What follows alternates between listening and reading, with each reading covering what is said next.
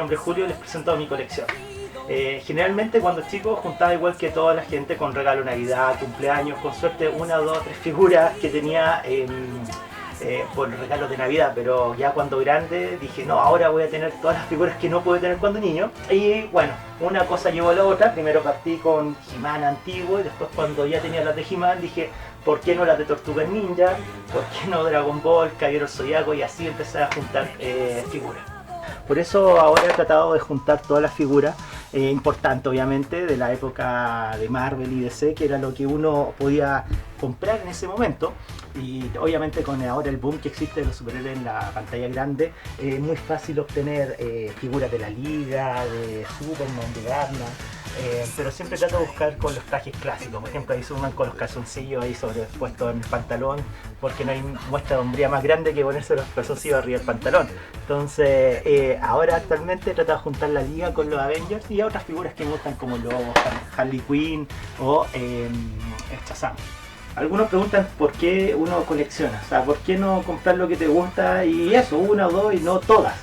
Como ven en este caso, que no sé, está todo Pokémon o Liga de la Justicia. ¿Por qué no quedarse solo con algunas? Bueno, hay varias explicaciones para eso. Algunos dicen que es por cómo funciona el cerebro. Hay gente que le gusta ser categorizada, que haya clasificaciones, que haya algo que se pueda ir juntando, avanzando. Alguna gente justifica su coleccionismo de esa manera. Hay otra gente que yo creo que soy de esas personas en esa categoría, que el coleccionismo es como comprar pequeñas cápsulas del tiempo. Actualmente, a menos que sea el Dr. Emmett Brown y Marty McFly o Ricky Morty, no puedes viajar al pasado ni a otras dimensiones, pero sí con estas figuras puedes de alguna u otra manera volver a esa época, no sé, la época de que juntabas de He-Man, Tortugas Ninja, o que juntabas, qué sé yo, Pokémon en el colegio con tus amigos. Entonces son pequeñas cápsulas del tiempo que uno puede ir tomando, como hay ciertos olores que lo llevan a la infancia o ciertas canciones que te recuerdan a tu juventud. Yo encuentro que las figuras, los juegos antiguos, eso también es una forma de viajar en el tiempo de forma indirecta.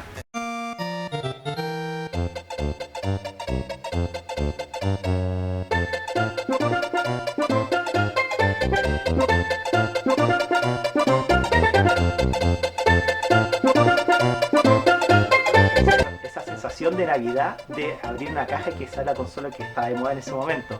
Yo creo que recibir una nueva consola en Navidad es una de las mejores sensaciones que pueden haber, y yo he tratado de volver a tener todas esas consolas que alguna vez tuve y estuve vendiendo por necesidad, por angustia, y ahora la he vuelto a tener desde el Nintendo clásico con los Super Mario 1, 2, 3 que marcaron una época y que volvieron a reactivar el mercado de las consolas, hasta el clásico Game Boy que succionaba 9 o 10 pilas para jugar 2 horas, y que ahí vieron la saga Pokémon, hasta el mejor, yo creo, hasta ahora la mejor consola que ha existido, Super Nintendo, con clásicos como Street Fighter, Donkey Kong Country, Super Mario World, son clásicos que yo creo que es muy difícil separarla. GameCube, también una consola que lamentablemente compitió con el PlayStation 2 y es muy difícil hacerla. Nintendo, yo soy un fanático del trabajo de Nintendo, que siempre se arriesga. Con el Nintendo 64 también fue una época muy buena para lo que es gráficos 3D, porque marcó la línea de cómo iban a ser los gráficos a futuro, y con sus posteriores consolas portátiles como la 2DS y la Nintendo 3DS, que incorporaron una gran revolución en el tema de gráficos, portabilidad. Pero yo creo que la Nintendo Wii, fue la que demostró que Nintendo siempre se arriesga, y este riesgo le dio fruto, haciendo una de las consolas más vendidas de todos los tiempos. Muy entretenida a jugar. Más arriba tengo las mascotas. En los 90, si alguien se acuerda, en los 90 Mario y Sonic era como una pelea entre la Coca-Cola y la Pepsi.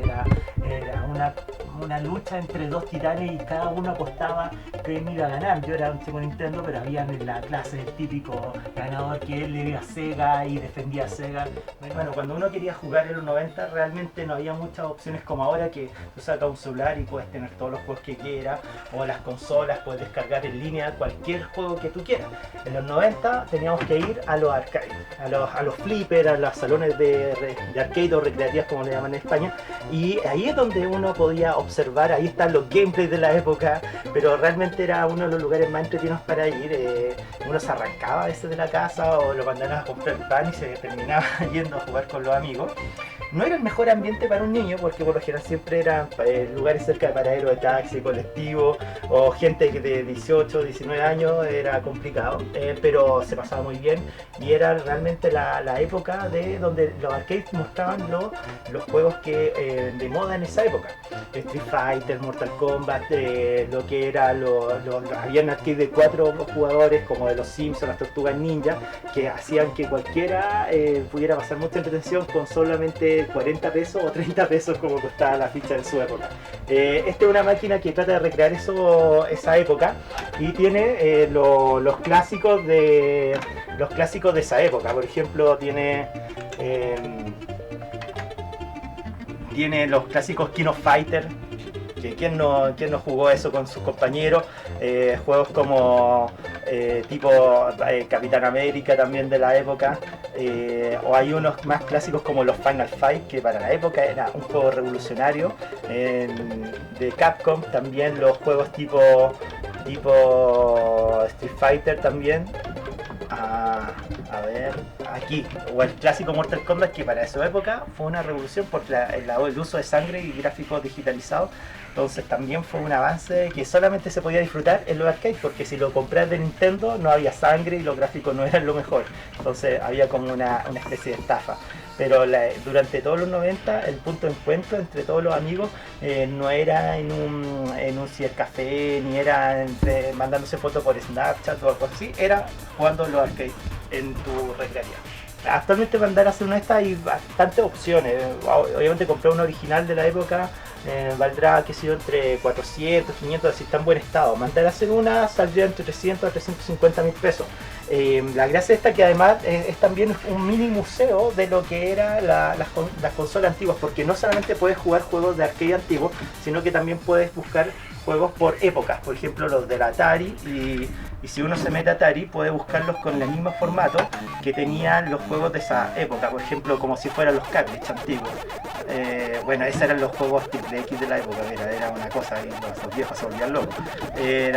Pero te muestra también con la portada original del juego, entonces es un bonito recuerdo a esa época.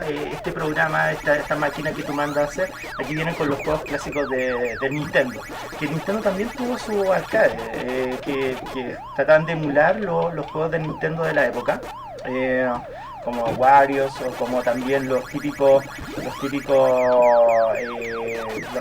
Mega Man también se encuentra por acá, o también algo muy, muy claro de la época, que los Tiny Toons también están en eso. También está Nintendo, puedes jugar los juegos clásicos de Super Nintendo, que claro, uno con suerte podía tener 2 o 3 cuando niño, pero ahora aquí tú puedes jugar a todos los que existían en ese momento, y repitiendo el tema de arte, que te aparece el cartucho original más la caja. Eso lo encuentro muy bueno, porque evoca bastante la época de que uno guardaba la caja y uno a veces se decidía por el juego por lo que salía en la caja. Entonces es bastante entretenido. También tiene juegos clásicos como de los de Nintendo 64, Game Boy antiguo. Ahora tú dices, ¿para qué jugar Game Boy en un arcade? Pero bueno, ¿por qué no? Está la posibilidad. Ahí tú puedes buscar los juegos antiguos y te salen con la misma gráfica en ese color verde como el LED, una cosa que solamente en esa época podíamos soportar. Pero es un buen recuerdo tener todos los juegos disponibles de esa época. Aquí son miles de juegos que salían en esa época. También están los de cuando salió el Game Boy Color, después posteriormente el Game Boy Advance, que ya trajo un poco más modernidad, y la clásica competencia de Nintendo, que era el Sega Master System, Mega Drive y TurboGrafx, que fue una consola que pasó sin pena ni gloria porque tenía un sistema como de cartucho, como de disquete, muy poco ocupado para la época. Pero aquí está ¿cómo se llama? La consola de Sega, que fue también un momento que vendió tanto más que Nintendo en algún momento, y resulta que lamentablemente la Sega ahora actualmente no existe como consola, sino que como una industria que produce juegos y aplicaciones, pero en los 90 fue una empresa igual o más importante que Nintendo. de las cosas que más me gusta coleccionar son los libros, porque el formato lo encuentro espectacular, no quedan desfasados cuando aparece una nueva tecnología, no se le acaba la batería, no tienes que estar preocupado de que si se quiebran o que se quedan sin batería a mitad del camino, los puedes usar en cualquier momento y siempre están ahí para ti. Me gustan los libros que son relacionados a cine, por ejemplo este de Volver al Futuro, que tienen, no solamente hablan de la forma en que se realizó la película, sino que traen también datos como por ejemplo la foto de Marty McFly cuando va desapareciendo con los hermanos. Entonces traen todo el historial de cómo se hizo la película, traen detalles también, por ejemplo la carta que le escribe el doctor Emmett Brown, que le escribe Marty McFly al doctor para que no muera.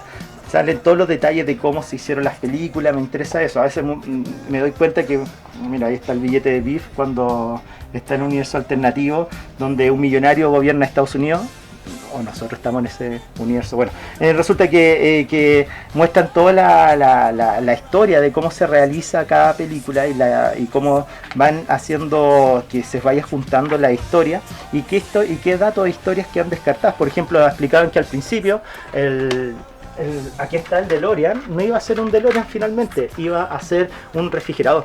Que el refrigerador iba a ser la forma de viajar en el tiempo a través de una explosión nuclear. Después se dieron cuenta que iban a haber muchos niños que iban a querer imitar a Marty en el refrigerador y se iban a meter adentro y iban a fallecer. Entonces dijeron, cambiémoslo por un DeLorean, que era el auto como de moda en esa época.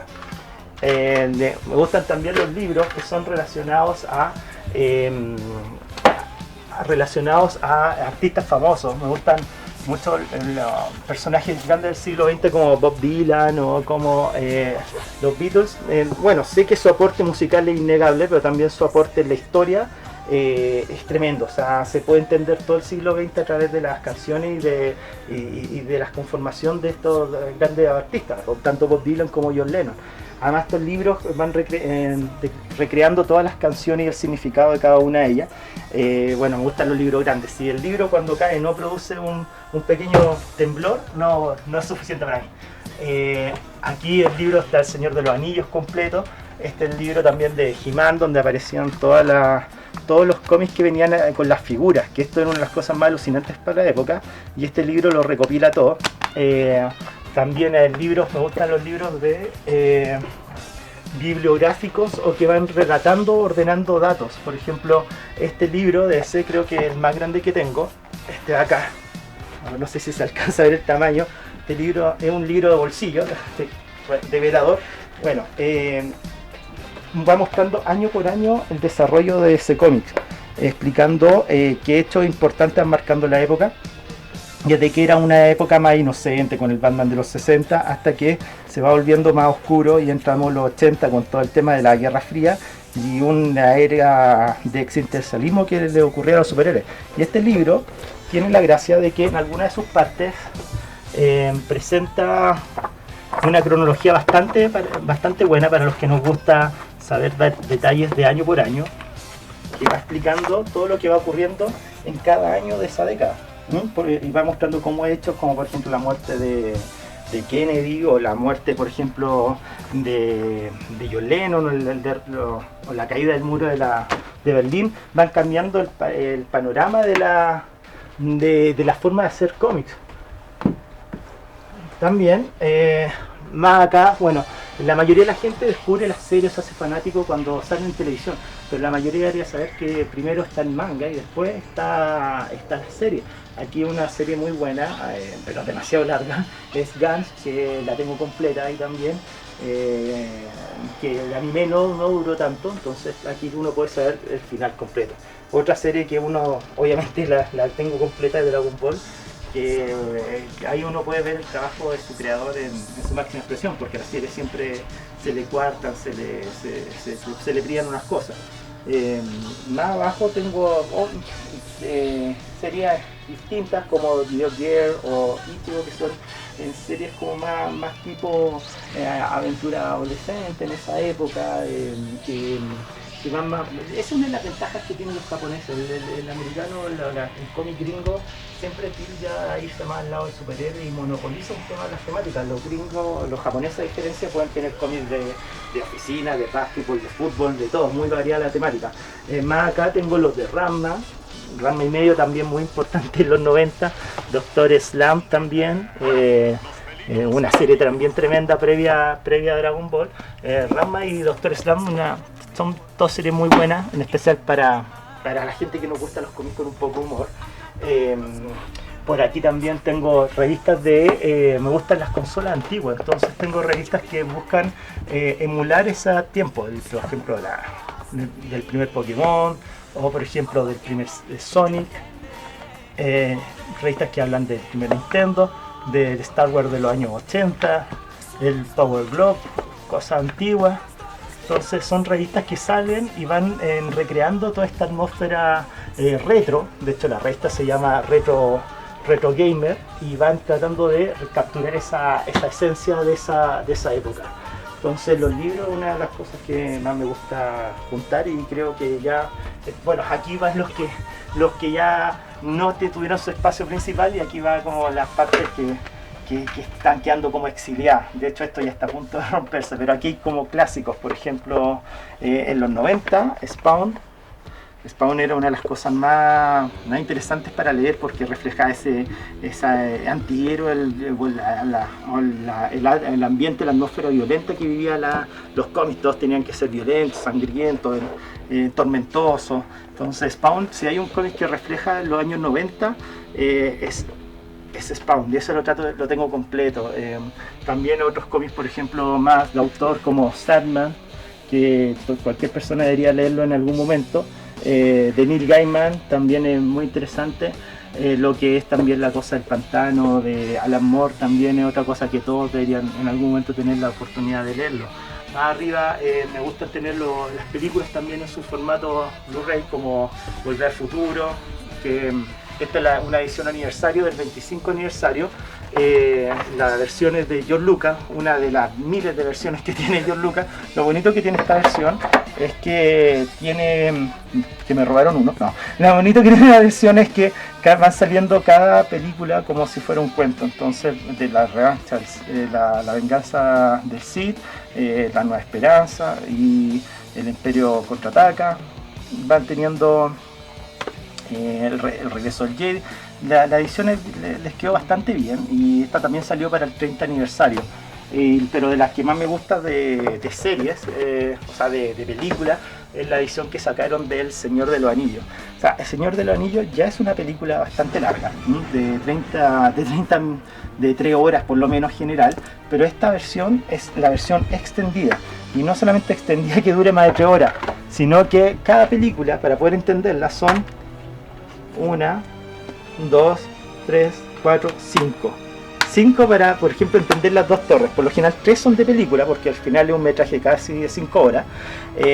Y la demás es cómo se hizo, y te explican hasta cómo se hizo, no sé, cómo se plantó el pasto de los hobbits, de donde vivían, hasta eso parece. Entonces, a los que nos gusta saber cómo se hacen las cosas, cómo lo lograron, esta es una edición muy buena. Y bueno, de las series que me gusta, Friends. Esa es la serie que está completa, también yo creo que también una de las series importantes junto a Seinfeld en los 90, que retrataban de cómo se vivía en esa época, donde no había WhatsApp y donde había que juntarse finalmente con la gente si uno quería saber lo que estaba pasando. Llegando a la parte de pesos pesados de la colección, está la parte aquí de Power Rangers, que era también en los 90 algo muy fuerte. Llegó un fanatismo muy grande por los Power Rangers, y yo nunca pude tener las figuras del Dragon o el Megazord, que era lo mejor que estaba en ese momento, pero solo, no sé, niños hijos de diplomático podían tenerlo en ese momento. Entonces ahora por fin lo puedo obtener, y de hecho ahora compré este otro, que es un Megazord ya, pero de edición de lujo como adulto, que es como de metal, y es tan bueno y es tan caro que ni siquiera lo saco de la caja, porque me da miedo, porque este Megazord es tan difícil de conseguir que ahora ha duplicado su valor. O sea, si esto sube más que mis fondos de la AFP, entonces por eso yo me da miedo sacarlo de la caja. Ahí está. Y bueno, dentro de lo mismo, junto a Dragon Ball, porque yo creo que el que no se volvió loco con Dragon Ball en 90 es que está, no sé, metido en una cueva, o los papás no lo dejan ver televisión. Dragon Ball después creo que era lo que unió a una generación en su momento. Tú te podías llevar muy mal con el bully o el abusón del curso, pero si alguien hablaba de Dragon Ball, todos estamos de acuerdo y encontramos que era lo mejor. Y además era una época que no había internet, o sea, o había, pero era muy primitiva, o sea, era para ver fotos nomás, GIF. Entonces había que esperar los capítulos, se armaba casi toda una teleserie entre el curso y con teorías. No, mira, yo tengo un primo en Japón o en España que vio esto y lleno de historia. Entonces Dragon Ball era una de las series que más me gusta y bueno, por eso he tratado de juntar casi todos los personajes, cosa que es imposible porque cuando crees que los vas a juntar todos y que puede avanzar hacia la adultez, aparece que sale una nueva serie de Dragon Ball Super y inventan, qué sé yo, 6 universos nuevos y vuelta a todas a volver a coleccionar. Pero he tratado de mantenerme en lo que fue Dragon Ball Z y Dragon Ball cuando niño, que era para mí la mejor etapa. También aquí algunos personajes clásicos, icónicos que me gustan, por ejemplo el Doctor Manhattan de la serie Watchmen, o mejor llamado el Pitufo Vedeto, porque por lo menos ahí tenía el calzoncillo puesto el hombro. Y bueno, ahí Harley Quinn, también la moda es la única y especial de los 90, que Margot Robbie hizo un perfecto papel y salvó lo único bueno de esa película. Otros personajes como el Espectro, que también es genial, y estas figuras, tanto el Espectro como el Doctor Manhattan y Galactus, pertenecen a un juego que se llama Heroes.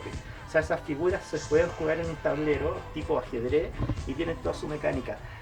También dentro de los Transformers me gusta mucho el tema de ese, se llama Devastator, que ese se arma con 6 figuras, o sea, son 6 Transformers para lograr ese Transformer que es relacionado a maquinaria de la construcción, mezclador de cemento, otra una grúa, y todos forman ese que cuando los Transformers veían que aparecían eso, apretaban y salían corriendo porque esta era la real amenaza de la serie. O sea, el tamaño de Optimus sería solamente la rodilla de ese Transformer, entonces era la real amenaza.